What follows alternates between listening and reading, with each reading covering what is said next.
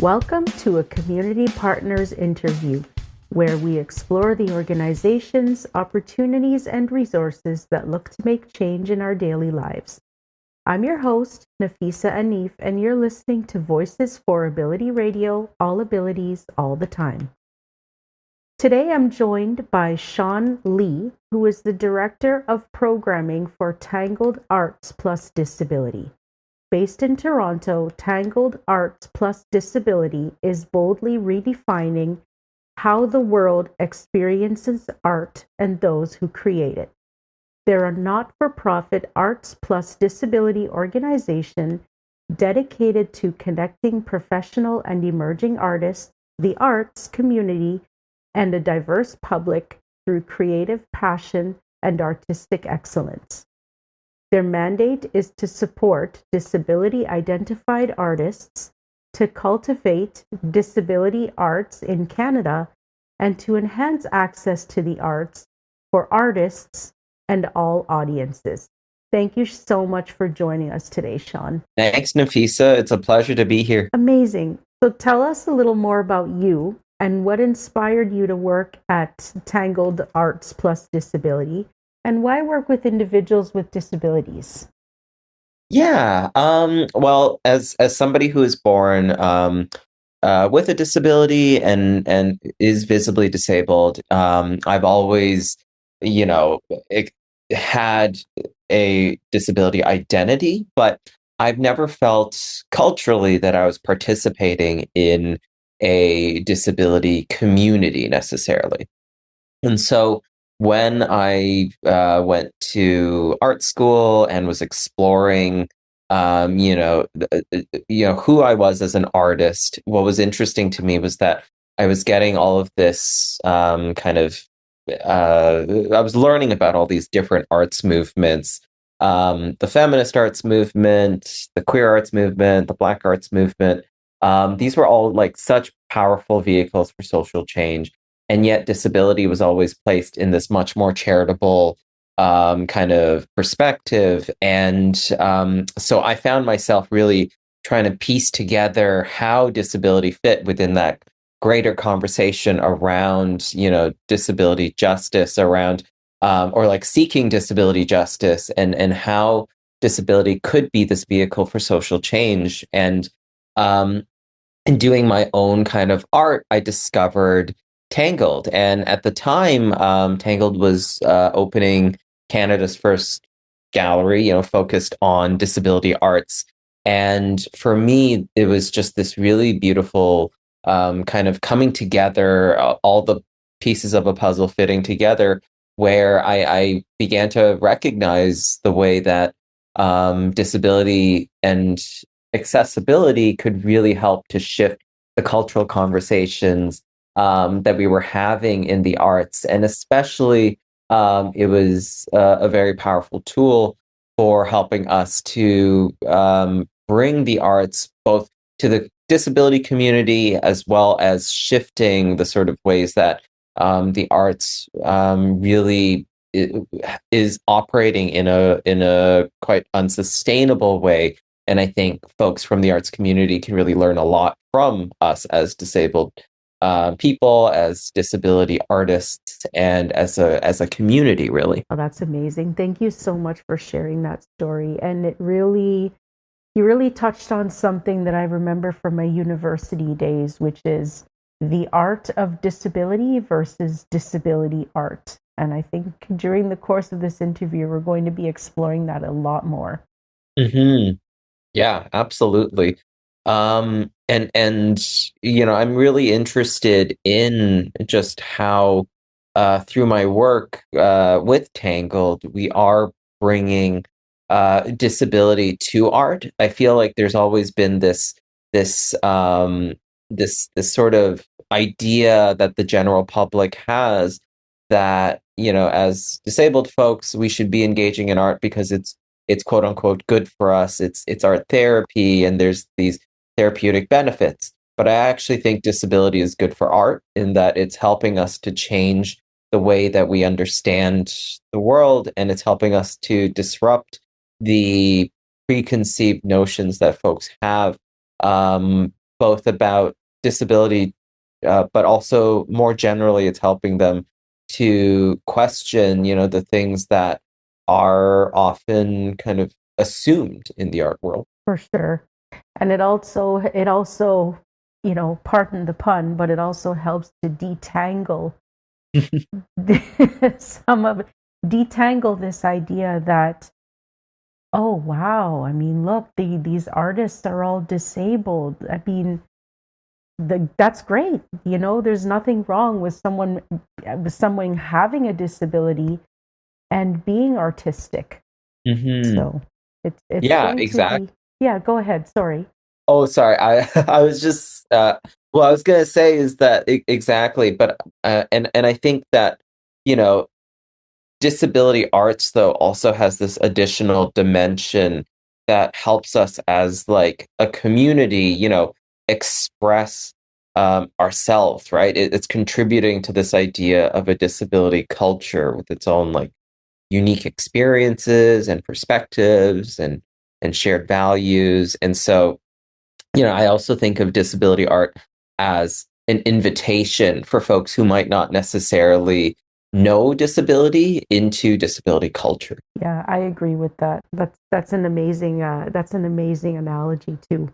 So while doing some of my research, I saw that you have something called SNUG, SNUG. Can you tell us what that's all about? Yeah, absolutely. So what's interesting is that the snug came out of kind of necessity. So Tangled moved to a larger space. We're located in the 401 Richmond building, which is, we're so grateful to be there. The 401 Richmond is this legendary arts hub in downtown Toronto. And there's a number of artist-run centers and galleries, and we were able to take over a relatively large gallery. We originally opened in 2016 in a smaller space, and when another gallery space left in 2022, or actually 2021, we were able to move into that space, and with it, we inherited these library shelves, basically, like the this past organization did publications. And so because of it, they had all these really beautifully built in kinds of shelves. And Tangled doesn't really do publications. We don't publish, books or anything like that. And so it made us wonder what could we do with these spaces. And so the Snug was born. The Snug means small new universe gallery, and Oh, I essentially love that. the idea is that everybody gets their own small new universe. And so everybody's able to have a small solo show in these little kind of diorama boxes. And we've had a number of fantastic artists from, the various disability, mad, deaf, disabled, neurodivergent, chronically ill, sick, spoony, all kinds of artists have contributed different works into the Snug. And we've been able to offer also some of these virtually. We've been able to offer, great photos and interactive kinds of components to these different Snug kind of diorama galleries. So, do artists need to pay anything to keep their art on display through Snug? No, if anything, it's the opposite. We pay artists to showcase their work. We firmly believe that, art is labor, art is work, and we need to pay folks for the work that they do. We solicit all of our exhibitions and our work through different kinds of open call for submission opportunities. So if you're an artist, who's listening right now and would like to consider having your works shown in our gallery, in the summer we always put out a call for submission um, out to the public to see if anybody would like to showcase their work, and anyone who's selected is paid an artist fee for participating and showcasing their work like this. Oh, perfect. Amazing. Are there any myths and misconceptions about both the clients of Tangled Arts Plus Disability and Tangled Arts Plus Disability itself? Yeah, I mean, I think what's maybe a bit of a myth because just of historically the connection that's existed between art and disability is that a lot of folks think we're kind of like an art therapy space, but that's actually not what we are. We're a professional art gallery, and we showcase works from the disability community, professional artists, and that's a part of why they're paid artist fees because they are professional artists who are making their living um, with an arts practice. What we do is we present exhibitions, public programs that are led by disabled artists. And we are also an organization that is disability led. All of our staff come from with lived experience from, the mad, deaf, disabled community. And as well, we also do a lot of work to build accessibility into everything we do. Our exhibitions are free. They will include, a couple of baseline access components like having an audio description, having ASL interpretation. But we also work with our artists to think creatively about accessibility. How can we have maybe tactile elements in a show or vibrations and different kinds of sensory activations in an exhibition so that we can kind of resonate with as wide of a community as possible. Oh, for sure. That makes sense. And what is the accessibility toolkit all about? Yeah, the accessibility toolkit came out of a really great partnership with Humber College. Really, it's as I mentioned, right? We because Tangled has really been at the forefront of access practices when it comes to gallery spaces and museums. We wanted to share the knowledge, the kind of um, expertise that we've developed and built over time, informed by community members. And so this toolkit is kind of a guide to making art spaces accessible. And I would think of it as an introduction to disability culture. And it provides, different kinds of recommendations for incorporating accessibility features into aspects of gallery and exhibition design. Okay, wonderful. Are there any restrictions to the services at Tangled Arts Plus Disability, such as age, caregivers, or family members only, things of that nature? No, I mean we do ask folks who are applying to our calls for submission to be um, for the art that's submitted to be by folks with lived experience. So from, the mad, deaf, disabled, neurodivergent community. But we don't, exclude if you collaborate, for instance, with family members or with caregivers on your work. That's by no means something that would disqualify you from being able to participate in an exhibition. Okay. And what kinds of art are usually on display in the gallery? Do you have things like pottery pieces or ceramics? I'm assuming there would be paintings. Yeah, it's actually, we have a really wide depth of work. And a really great example would actually be right now we have an exhibition on in London, England, in the UK, that reflects on a decade of the work that we've been doing. We opened in 2016 and it's 2026 currently. And so we have an exhibition that's gathered 7 artists that we've worked with in the past And this exhibition spans tactile mosaic works, vibration based sculptures, sound installations, video works, paintings, photography. So it's very expansive, the work that we showcase. Right now we have an exhibition on in Toronto, um, in our own gallery space that's open. And I would encourage anyone who's interested to come visit.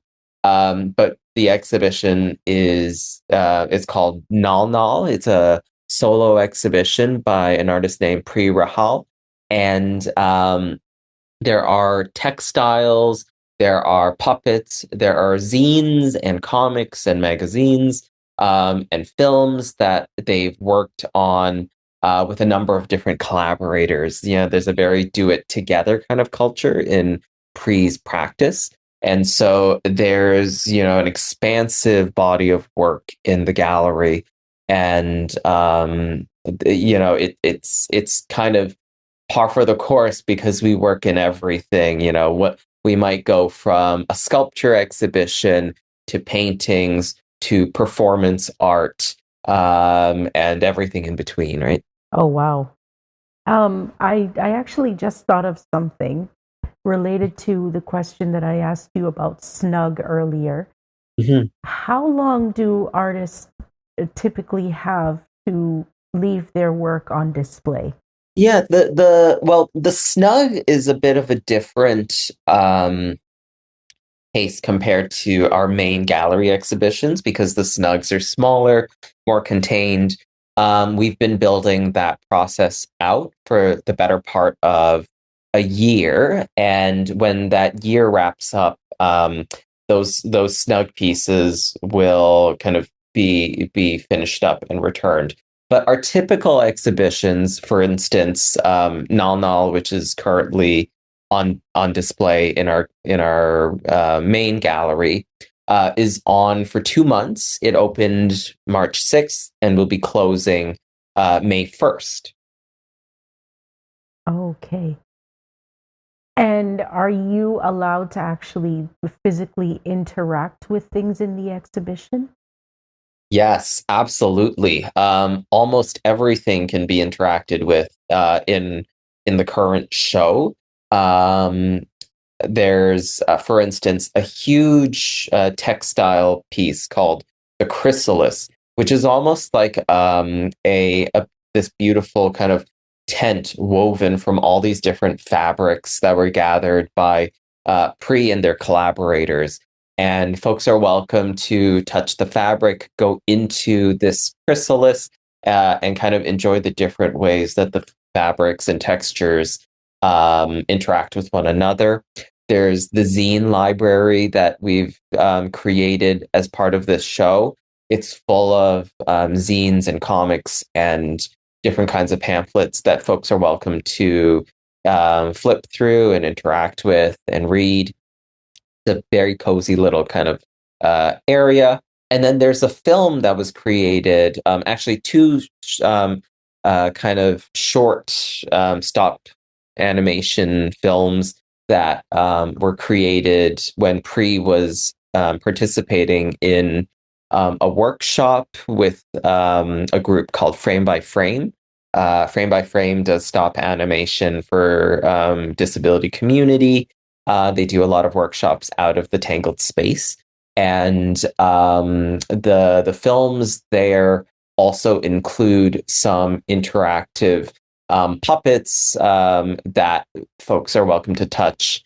And in addition to the tactility, we create a really nice audio description for all of the exhibitions. So folks who are from the blind or low vision community can also experience the work through description. That sounds like a lot of fun. Sounds like something I should definitely come down and take a look at because I've always been interested in puppets, especially the ones that you can control on the strings. So I should really come and relive my inner child. Absolutely. And something I wanted to also mention is that for folks who might not physically be able to come to our gallery space, we offer remote options for folks.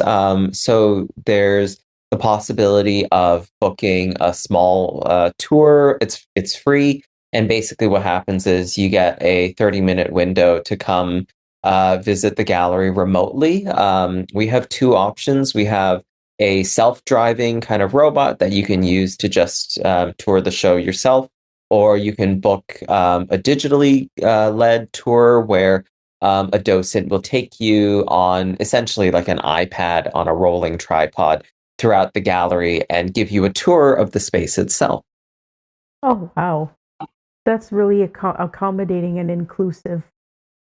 Yeah, it's a we introduced this after the lockdowns, just recognizing that a lot of folks might not be comfortable coming into spaces or be very high risk. Um, and so, even though Tangled is still a mask space, we still ask folks to mask when and if they can coming to our space. We do recognize that not everyone feels safe or is able to leave the house. So we've been offering this option. It's also opened us up geographically. You know, we get lots of visitors from outside of the city, outside of the country, even who've told us, you know, they've always wanted to come visit, but because they weren't physically there, they've never been able to. But this has opened the options for them to come visit. Oh, wow. Without using any names, can you share a success story from one of the artists whose work that Tangled Arts Plus Disability has displayed or worked with? For sure. There are lots of folks I can think of. But recently, one of the artists that we worked with, we've been working with this artist for a number of years, since 20, oh gosh, 17, I think.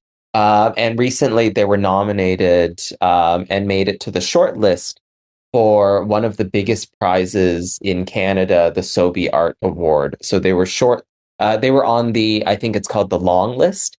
But you know, this is a very competitive prize, and to have a disabled artist be not just there, but a disabled artist that we supported and worked with to be there in the long list, and to be acknowledged like that was a really big deal for us. Other artists have gone on to, you know, be collected by the Canada Council's Art Bank, and has been awarded, you know, big prizes through different kinds of art fairs. And so there's, you know, it's been really great. We feel that we're also a bit of a connector sometimes from the disability arts community to the broader sort of non-disabled art sector. And a lot of artists who have shown with us have since gone on to, you know, build really successful careers in the art world. That's truly inspiring. Thank you. Yeah, it's been so cool to see artists you know, their practices bloom, and it's a big part of why we want to do this work is to bring, you know, I think artists from the disability community are the best artists. We're able to offer new perspectives to the world, and change the way that we think about society in general. And I think when you have you know, different kinds of perspectives, different voices, and um, different people contributing to this broader ecosystem, then that's when we really are um, able to have a vibrant art community. I agree wholeheartedly with that statement. What is the one thing that you see happening over and over again to people with disabilities that shouldn't be happening, and how do we stop it? Yeah, I think I what I keep seeing is this assumption about what disabled folks can do, right? And simultaneously, I see this desire people have to include disabled folks without truly including them. I don't think it's enough to just slide people into, existing frameworks in the art world that don't necessarily work for them, that weren't necessarily built for them. So often I see museums and galleries say they want to bring in disabled artists, but then, for instance, nothing about their space is accessible, or they don't offer flexibility and don't offer accommodations to the realities of living as disabled artists. And I think that really needs to change. We really need to recognize that access is, a basic human right, and we need to be able to um, support disability artists, because not only do I think access is a human right, I really think that art is a human right. I think that access to art is access to life. We get public funding from the government. Art is recognized as one of those things that adds value, and not just value, but it makes life livable. And if we can't participate in the arts, if we can't make art ourselves, then that's a part of a valuable part of life that's missing. And so um, we need to make art accessible, and we need to invite people into not just the current way that art has been configured, but we need to change the art world so that disabled folks can participate wholly in it. Wow. Thank you for that. Now, if someone wanted to become a member or a volunteer with Tangled Arts Plus Disability, what is the process for joining as a member or volunteer? Yeah, we don't necessarily have members in that sense, because we largely do presentations. But if you wanted to volunteer, you could reach out to us in our general info account. It's just info@tangledarts.org. I would also encourage folks to come to our events, come to our openings, our artist talks, our programs, because that's when, if you're looking for a disability community, that, I would say, is how you can best get involved, is to support one another and to come to events, make friends in the disability community, know your peers, make collaborators, and that's a big part of how you can get involved as a disabled artist. Okay, wonderful. And you mentioned the exhibition that's going on, Null Null, at the moment. Yeah. What other events are coming up at Tangled Arts Plus Disability? Yeah, we so in addition to Nal, we also have a exhibition, a vitrine exhibition called Sound Unsound Internet Songlines by Jan Swinburne. And that's a beautiful exhibition around sound measure, like the idea of measuring sound and how it physically manifests. And as well, we have a number of artist talks and events coming up. We'll have a zine swap as part of Null Null. That's coming up in April, with the exact date to be announced. And then we will have an exhibition that opens in May once Null Null closes, with an artist named Adele Arsenault, curated by Jenna Reed, and the exhibition is called Sacred Bundle. It's to commemorate the children of residential schools who were found in the recent the discoveries of the children's bodies at the different residential schools in BC. So it's a very poignant exhibition commemorating and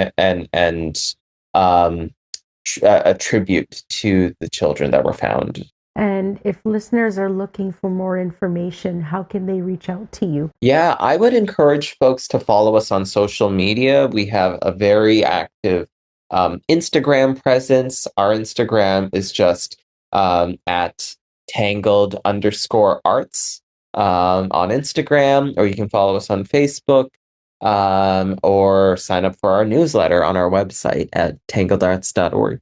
Wonderful. Well, Sean, we are out of time. It was a great conversation, Nafisa. Thank you. Yes, it sure was. And thank you for joining us today. I really appreciate all your insights, and it's been amazing chatting with you. Thank you. It's been a pleasure. Well, folks, this concludes another Community Partners interview. I'm your host, Nafisah Anif.